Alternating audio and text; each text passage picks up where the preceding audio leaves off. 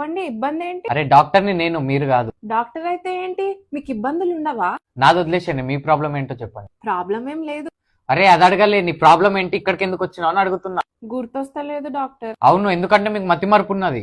నాకేం లేదే. మరి ఇక్కడికి ఎందుకు వచ్చినావు? అదే కదా గుర్తొస్తలేదు. అదే అంటున్నామ్మా, మీకు మతి మార్పు ఉంది. అలా ఏం లేదు, నాకు అన్ని గుర్తున్నాయి. సరే నిన్న వచ్చినప్పుడు నేను మీకు చెప్పినా కదా బాదాం తినండి అని, తిన్నారా మర్చిపోయినరా? మొత్తం 1 కేజీ బాదం కొనుక్కున్నా, అవునా? ఇంటికి కూడా తీసుకొచ్చినా. ఓహో.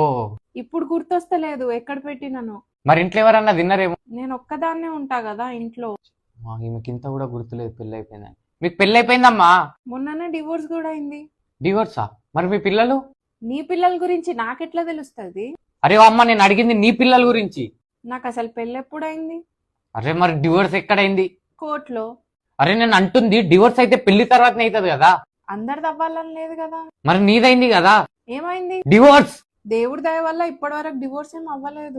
అంటే ఇంకా నీ డివోర్స్ కూడా అవ్వలేదా? నా పెళ్ళి ఎప్పుడైంది అసలు? అరే మీ నన్ను పాగలు చేసేటట్టున్నది. డాక్టర్, నాకు గుర్తొచ్చేసింది. ఏం గుర్తొచ్చింది? బాదాం ఎక్కడ పెట్టినానో. ఎక్కడా? బెడ్ పక్కనే డ్రాలో. తిన్నావా? మొత్తం తినేసిన. ఎందుకు కిలో బాదాం తిన్నావా? అయితే నీకు మందులు రాసిస్తా, అవి వేసుకో. మందులా? దేనికి?